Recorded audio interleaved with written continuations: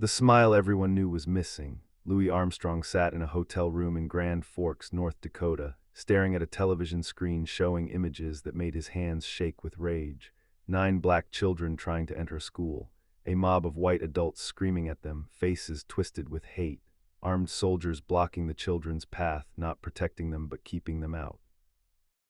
And the President of the United States, the man who had appointed Louis as America's goodwill ambassador to the world, doing nothing, saying nothing, allowing it to happen. Louis had built his career on joy, on bringing happiness to audiences regardless of their race or background. He had smiled through segregation, through insults, through indignities that would have broken lesser men.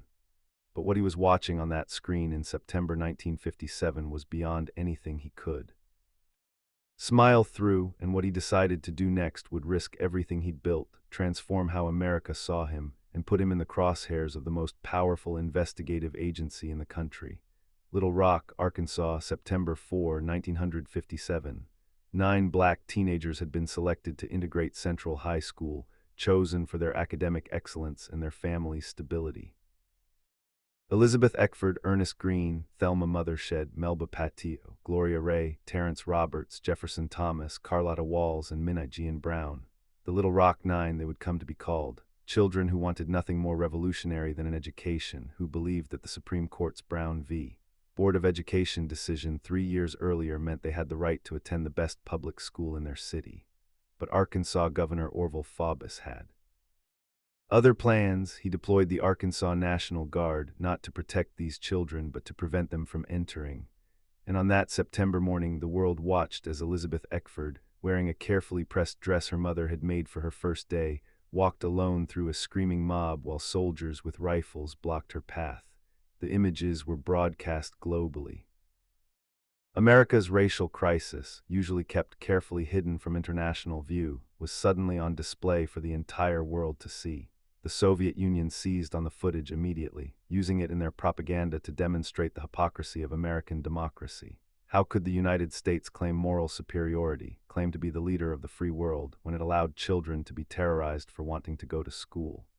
The Cold War context made Little Rock not just a domestic crisis but an international embarrassment, and Louis Armstrong unknowingly was about to become central to both stories.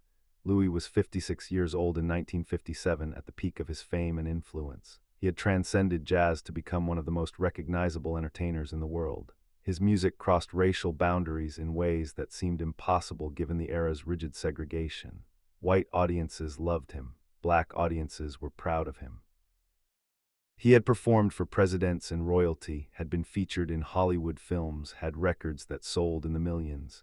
But perhaps most importantly, the State Department had designated him as a goodwill ambassador, sending him on tour of Africa, Asia, and South America to represent American culture and democracy to the world. He was, in the government's eyes, proof that America was progressing on race relations, that talented black Americans could achieve anything. But Louis had always navigated a precarious balance. He succeeded in a white-dominated industry by being non-threatening, by keeping his politics private, by focusing on entertainment rather than activism.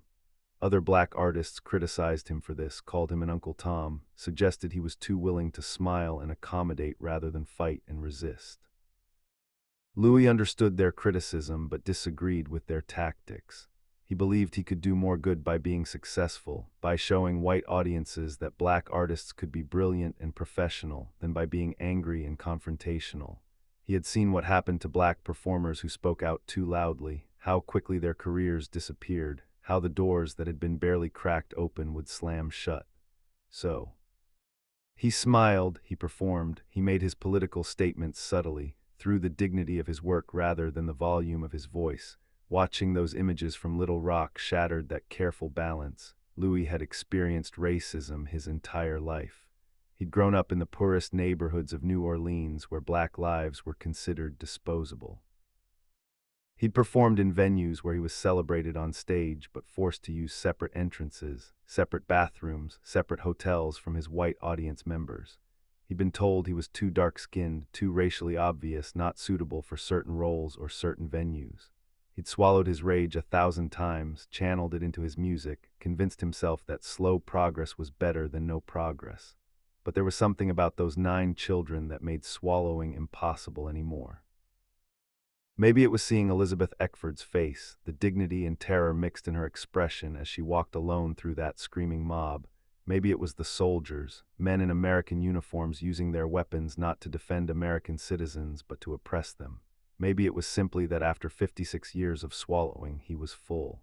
Whatever the reason, Louis Armstrong decided he was done being diplomatic. On September 18, 1957, Louis had a concert scheduled in Grand Forks. A reporter from a local newspaper asked him about Little Rock, probably expecting the kind of carefully neutral response Louis usually gave to political questions. Instead, Louis exploded. The words poured out of him with the same force and passion he brought to his trumpet solos, unfiltered and unstoppable. He called Governor Faubus an ignorant, uneducated plowboy. President Eisenhower had no guts, that the president was allowing children to be terrorized while hiding behind legal technicalities and states' rights arguments. And then Louis did something even more shocking. He announced he was canceling his upcoming State Department-sponsored tour of the Soviet Union. "The way they are treating my people in the South, the government can go to hell," he said, his voice shaking with emotion. "The people over there ask me what's wrong with my country.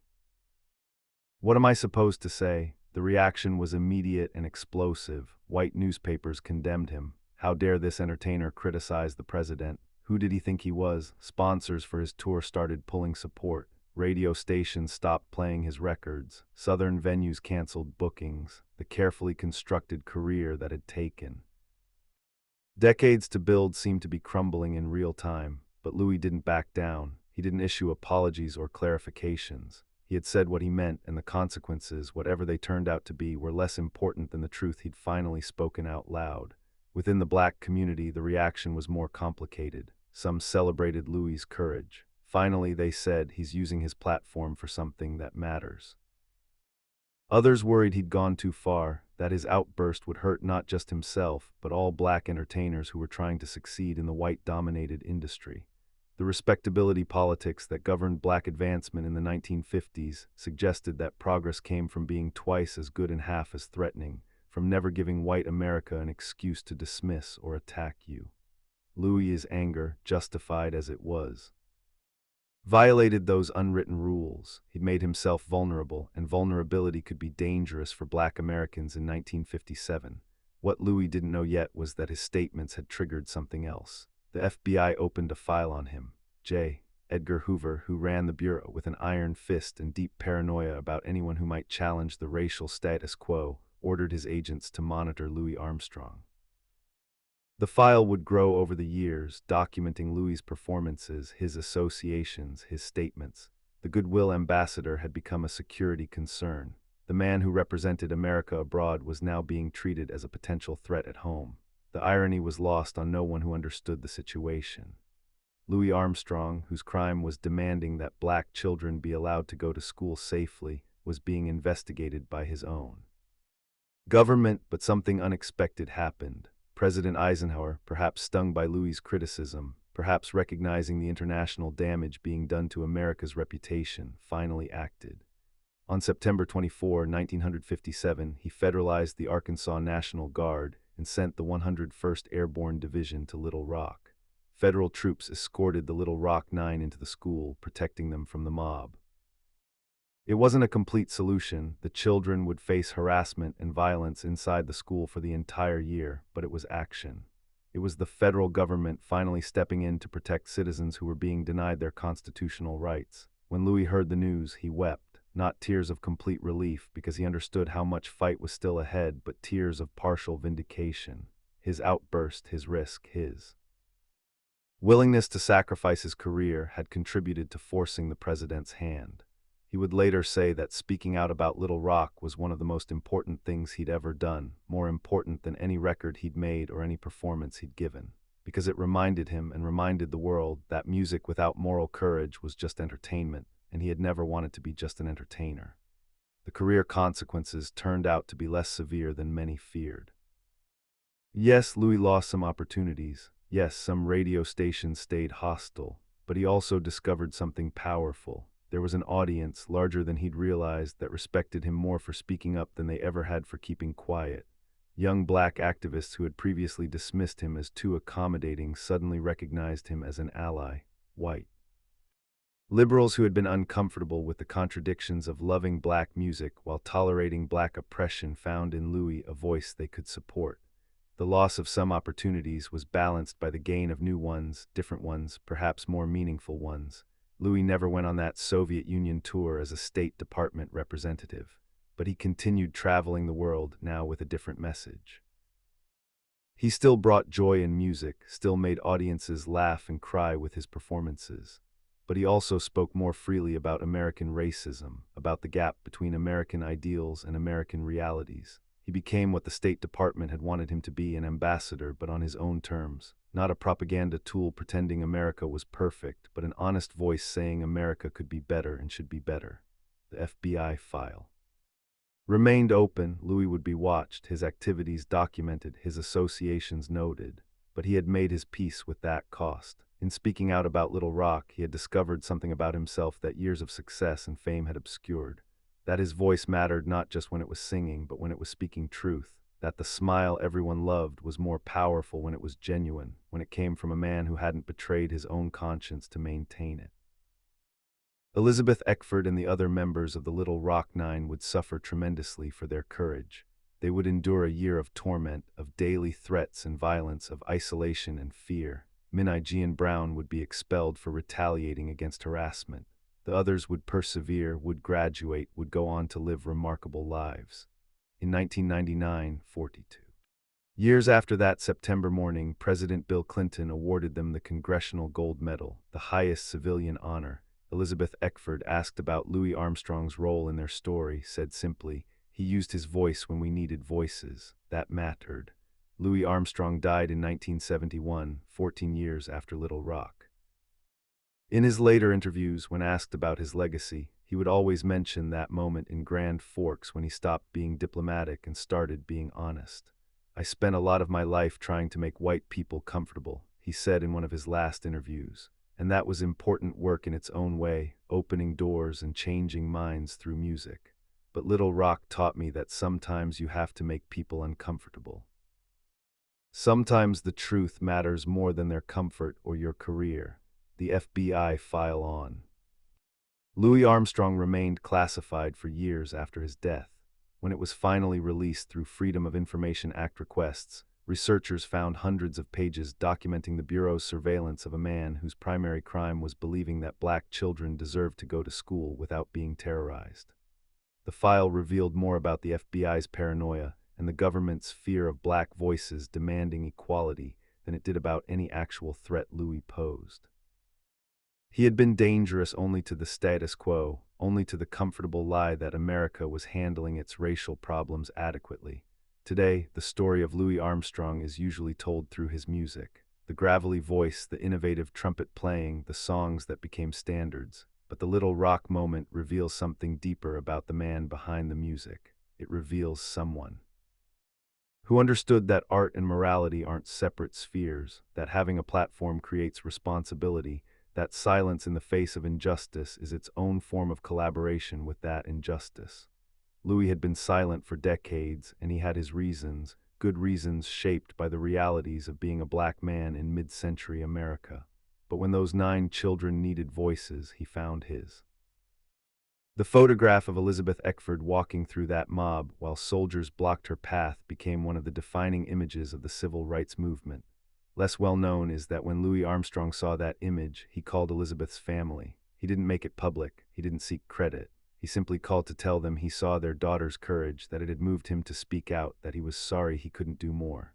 Elizabeth's mother told reporters years later that the call meant everything to their family. "We felt so alone," she said, knowing that someone like Louis Armstrong was watching, that he cared, that he was willing to risk something for us. It made the weight a little lighter. That's the story of when the FBI started watching Louis Armstrong, not because he was a threat to America, but because he demanded America live up to its own stated values. Not because he was dangerous, but because he refused to be silent when silence would have been safer and more profitable. The entertainer who had built a career on making people smile proved that sometimes the most important thing you can do is make people uncomfortable, force them to confront truths they'd rather ignore. Use whatever platform you have to speak for those who need voices. The smile everyone knew returned after Little Rock, but it carried the weight of someone who had chosen conscience over comfort, who had discovered that integrity sometimes costs you opportunities, but always gives you back yourself. Louis Armstrong kept performing, kept bringing joy, kept making beautiful music until the day he died. But he also kept speaking truth, kept demanding better from his country, kept reminding anyone who would listen that art without justice is just noise, and he had never been interested in making noise. He had always been interested in making music, real music, the kind that comes from a place of truth, even when that truth is uncomfortable or risky or career-threatening. And somewhere in an FBI filing cabinet, hundreds of pages documented the surveillance of a man who wanted nothing more radical than for children to go to school safely.